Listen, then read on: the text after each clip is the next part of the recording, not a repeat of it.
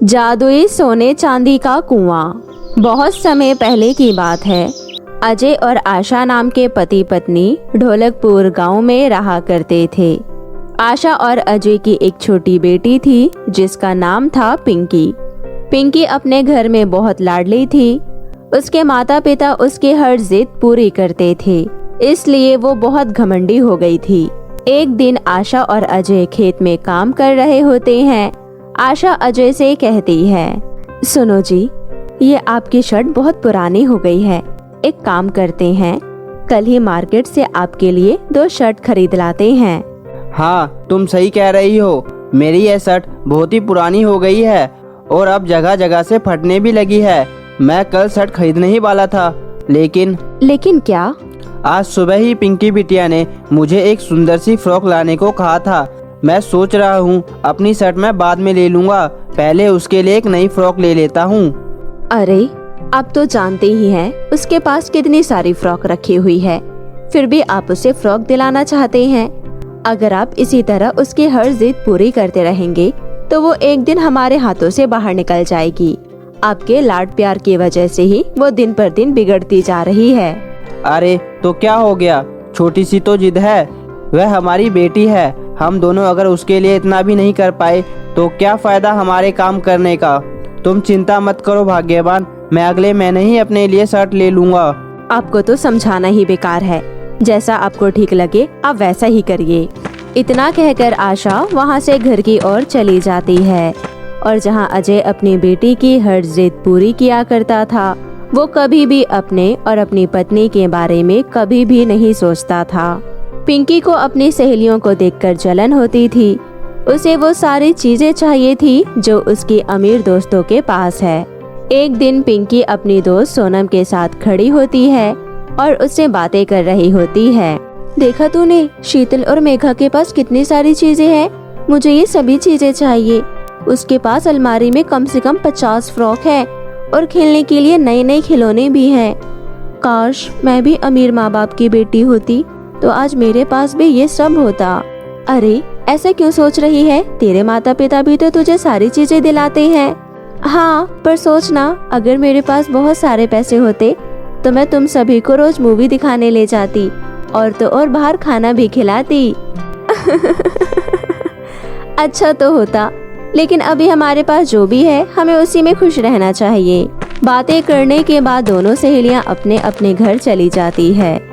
पिंकी अपने घर आती है और घर आकर अपने पापा के पास जाती है और कहती है, पापा मुझे नया मेकअप, नई ड्रेस और कुछ पैसे चाहिए। मांग तो ऐसे रही है जैसे तेरे पापा के पास कोई सोने की खदान हो। माँ, आप लोग गरीब हैं तो इसमें मेरी क्या गलती है? मैं कुछ नहीं जानती, मुझे भी गांव में रहने वाली बाकी लड़कियों की तरह रहना है बस। बेटी, तेरे पापा तेरे लिए सब कुछ कर तो रहे हैं। तेरी एक फ्रॉक लेने के चक्कर में तेरे पापा ने खुद के लिए कितने समय से शर्ट नहीं खरीदी। देख, फटी हुई शर्ट पहनकर बाहर जाते हैं। पिंकी अपने पिता की फटी हुई शर्ट देखती है, फिर वो अपने पापा से कुछ नहीं कहती। वो गुस्से में घर से बाहर चली जाती है। उसे सब कुछ चाहिए था, परंतु वो जानती थी कि उसके माता पिता उसे वो सारी चीजें नहीं दे सकते हैं। पिंकी वहाँ से बाहर चली जाती है और वो अपनी फूटी हुई किस्मत को कोसती है। हे भगवान, तूने मुझे यहाँ कहाँ भेज दिया है? काश कोई ऐसी दुनिया होती जहाँ पर पैसों की कोई कमी नहीं होती तो मैं कितना खुश रहती। पिंकी की ये सभी बातें पेड़ पर बैठी हुई एक परी सुन रही होती है। पिंकी को सबक सिखाने के लिए वो पिंकी के सामने एक गहरा गड्ढा बना देती है। फिर थोड़ी देर बाद चलते चलते उसका पैर फिसल जाता है और वो एक गहरे गड्ढे में गिर जाती है। आह! जब पिंकी को होश आता है तो वो देखती है कि पिंकी एक अलग ही दुनिया में आ गई है, जहाँ पर सभी चीजें बहुत अच्छी थी। हवाओं में पैसे उड़ रहे थे। अरे, ये मैं कहाँ आ गई हूँ और ये कैसी दुनिया है? पिंकी इधर उधर देखती है, उसे शाम तक पैसे ही पैसे दिखाई देते हैं। पिंकी देखती है कि हवा के साथ साथ 2000 के नोट बह रहे हैं। इतने सारे पैसे! पिंकी उड़ते हुए सभी पैसों को इकट्ठा करने लगती है। ऐसा करते करते वो थक जाती है, परंतु वो नोटों की हवाएं चलती रहती है। इतनी मेहनत करने के बाद भी उसको बहुत प्यास लगती है। पास में ही उसे एक कुआं दिखाई देता है। वो कुएं के पास जाती है। पिंकी उस कुएं से पानी निकालती है। वो देखती है कि कुएं से तो हीरे निकल रहे हैं। अरे वाह, ये तो कमाल हो गया। यहाँ नोटों की बारिश हो रही है और कुएं में से हीरे निकल रहे हैं। किसी ने सच ही कहा है, भगवान देता है तो छप्पड़ फाड़ के देता है। वाह वाह वाह वाह वाह, मेरी किस्मत कितनी अच्छी है। पहले मुझे ये इतनी सारे नोट मिल गए और अब ये इतने सारे हीरे। अब तो मैं अपने गांव में सबसे ज्यादा अमीर हो जाऊंगी और शीतल को चिढ़ाऊंगी और अपने सभी मनपसंद चीजें भी खरीद लूंगी। अब मुझे घर वापस जाने का रास्ता ढूंढना होगा। वो तो मैं ढूंढ ही लूंगी। पिंकी इधर उधर घूमने लगती है और साथ में ढेर सारे नोट और हीरे लेकर वापस अपने घर जाने का रास्ता देखती है। पिंकी पूरा गांव घूम चुकी थी। वो कभी पूरब में जाती तो कभी पश्चिम में, परंतु उसे अपने घर जाने का कोई रास्ता नहीं मिल रहा था। काफी देर तक यहाँ वहाँ घूमने के बाद वो बहुत परेशान हो जाती है। हे भगवान, मुझे यहाँ से बाहर जाने का रास्ता क्यों नहीं मिल रहा है? अब मैं क्या करूँ? मुझे बहुत जोर से भूख भी लग रही है। पहले मैं कुछ खाने के लिए ढूंढ लेती हूँ। इसके बाद पिंकी इधर उधर खाने के लिए कुछ ढूंढने लगती है। बहुत देर बाद उसे एक पेड़ दिखाई देता है जिस पर सुनहरे आम लगे हुए थे। मैं ये सुनहरे आम खाकर ही अपना पेट भर लेती हूँ। पिंकी एक पत्थर फेंककर पेड़ से फल नीचे गिराने की कोशिश करती है। बहुत प्रयास करने के बाद एक आम टूटकर नीचे गिर जाता है। पिंकी वो फल उठा लेती है और उसे खाने लगती है। तभी उसके दांत में बहुत जोर से दर्द होता है। अरे, ये फल भी सोने का है। हे भगवान, यहाँ तो कुछ खाने को भी नहीं है और न ही कुछ पीने को है।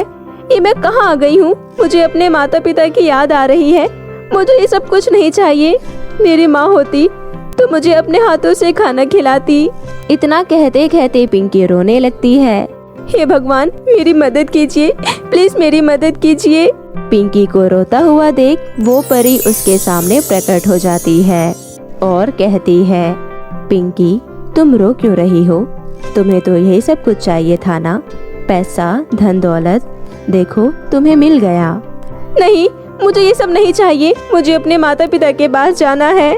परंतु पिंकी, तुम्हारे माता पिता तो बहुत गरीब है। वो तुम्हारी जरूरतें कभी पूरा नहीं कर पाएंगे। तुम्हारे लिए यही अच्छा होगा कि तुम यहीं रहो। यहाँ पर देखो, कितना सारा सोना, चांदी, हीरे, मोती और पैसे हैं। नहीं नहीं परी, मुझे ये सब नहीं चाहिए। ये सोना, चांदी, ये नोट मुझे नहीं चाहिए।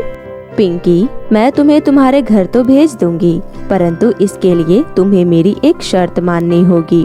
हाँ हाँ, मैं आपकी सभी शर्त मानने को तैयार हूँ। बस मुझे घर भेज दीजिए। तो ठीक है, अब तुम घर जाकर अपने माता पिता से फालतू की फरमाइश नहीं करोगी। नहीं परी, मैं एक भी जिद नहीं करूँगी। मुझे ये सब कुछ नहीं चाहिए। बस मुझे मेरे घर वापस भेज दीजिए। ठीक है, अब तुम समझ चुकी हो कि पैसों में सारी खुशियाँ नहीं हैं। इसके बाद परी जादू करती है और वो वापस उसी जंगल में पहुंच जाती है। पिंकी वापस दौड़कर अपने घर चली जाती है और घर पहुंचकर अपने माता पिता से कहती है, माँ, पिताजी, मुझे कुछ नहीं चाहिए। मुझे बस आप दोनों का प्यार चाहिए। इसके बाद पिंकी रोते हुए अपने साथ हुआ सारा किस्सा बताती है। हे भगवान, आपका लाख लाख शुक्रिया जो आपने मेरी बेटी को सद्बुद्धि दे दी। आप बहुत अच्छे हैं भगवान, मैं आपका धन्यवाद करती हूँ। उधर परी ये सुनकर बहुत खुश होती है और इधर पिंकी अपने परिवार के साथ हंसी खुशी रहने लगती है। तो मेरे प्यारे दोस्तों, कैसी लगी आपको मेरी ये कहानी? मुझे कमेंट करके ज़रूर बताएं और इसे अपने दोस्तों के साथ भी शेयर करें।